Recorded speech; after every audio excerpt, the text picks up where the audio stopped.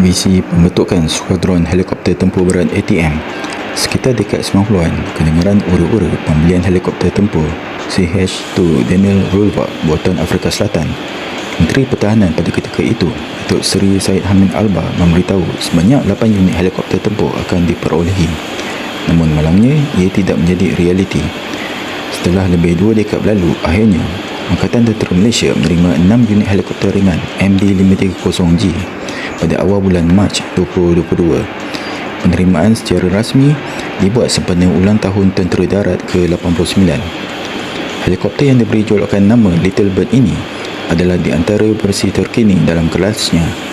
Ia membina reputasi cemerlang dalam menyokong operasi-operasi ketenteraan negara Uncle Sam, terutama melibatkan pasukan khas. Malah, Little Bird adalah sebahagian aset dalam pasukan juruterbang elit Night Stalker. Sudah tentu kita teringat peristiwa bakaran market atau Black Hawk Down pada tahun 1993 yang menaikkan nama helikopter cilik ini dan pelibatan ATM dalam misi menyelamat Ranger USA.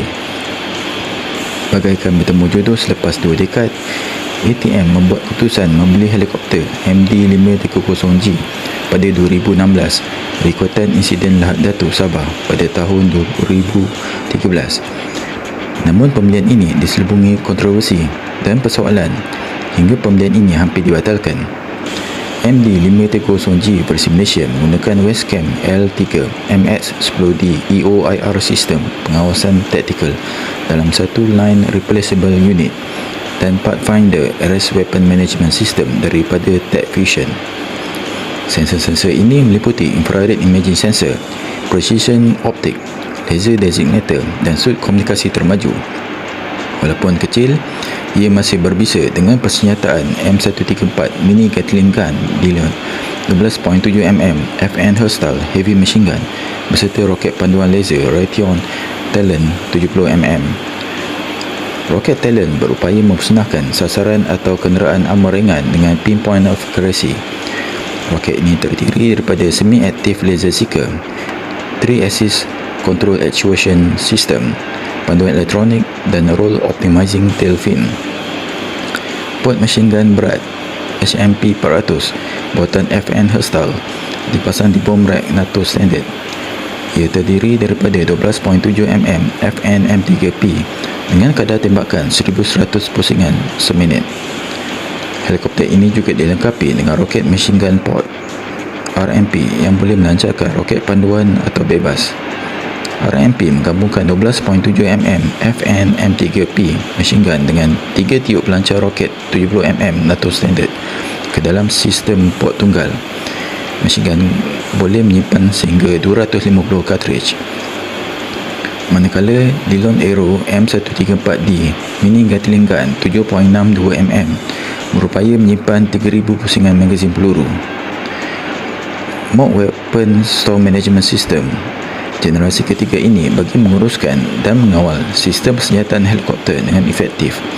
Ia mengandungi Store Management Computer, 2 unit Store Interface Unit, 2 unit Lightweight Rocket Interface Unit, Multifunction Display dan Store Control Panel.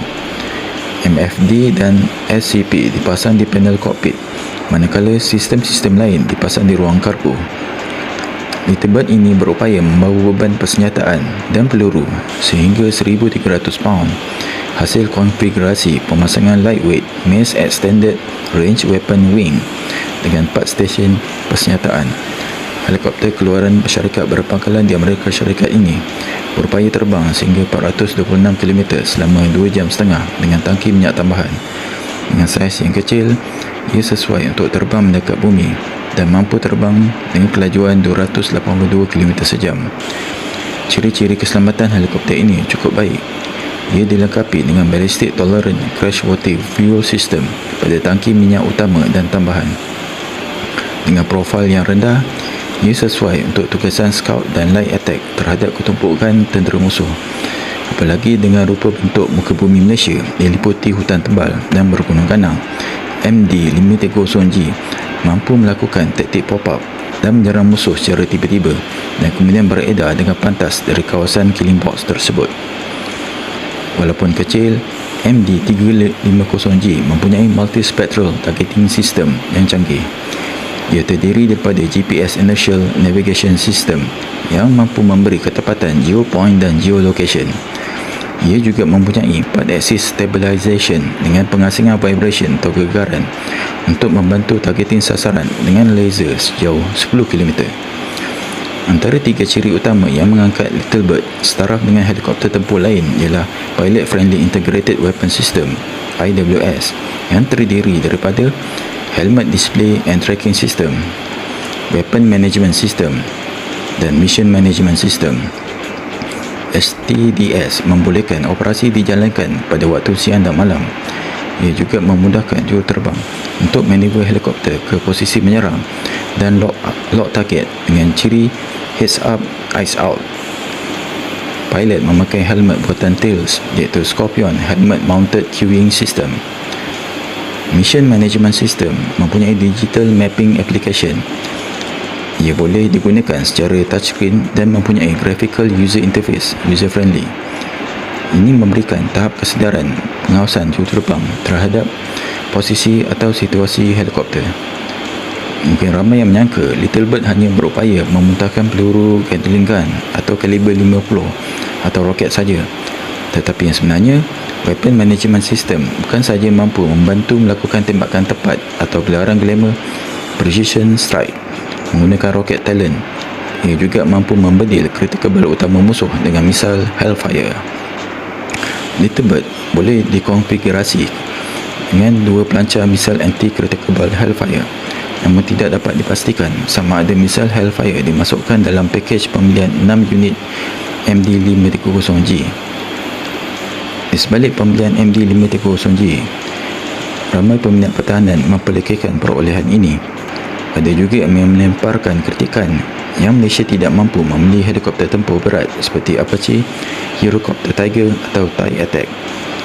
Ia mungkin disebabkan kekecewaan peminat-peminat pertahanan melihat negara-negara jiran Malaysia sudah mengoperasi helikopter penyerang berat seperti AH-64 Apache Singapura dan Indonesia, AH Cobra Thailand dan terbaru TIE Attack Filipina. Sebenarnya, pada pendapat penulis yang kredil ini, terdapat 2 faktor utama yang menyokong pembelian MD530G, iaitu keperluan utama atau mendesak ialah untuk mencari pengganti helikopter pengangkut utility Nuri. Ketika ini, ATM hanya menaruh harapan kepada 12 unit helikopter EC725. Terbaru, ATM menyewa 4 unit Leonardo AW139 sebagai stopgap, sementara perolehan helikopter tambahan dibuat. Yang kedua, ATM tidak mempunyai pengalaman mengendalikan helikopter tempur. Oleh itu, tiada taktik atau strategi pengoperasian aset jenis ini dalam doktrin pertahanan negara. Jadi sebenarnya, tindakan perolehan Little Bird adalah langkah awal dalam pembentukan skuadron helikopter tempur generasi baru atau kategori berat pada masa hadapan. Ia sama seperti langkah TLDM yang mengoperasikan helikopter WASP sebelum beralih kepada helikopter Superlink. Begitu juga Koamo yang mengoperasikan kereta kebal ringan Scorpion sebelum bertukar kepada PT-91 Pendekar. Tahukah anda, Amerika Syarikat bermula dengan helikopter Bellevue gunship di Vietnam dengan dilengkapi roket dan machine gun, kemudian bertukar kepada AH Cobra dan terkini AH-64 Longbow Apache. Dengan kemahiran dan pengalaman nukleus tim helikopter penyerang, tidak mustahil ATM bersedia memperolehi helikopter penyerang kategori berat pada masa akan datang.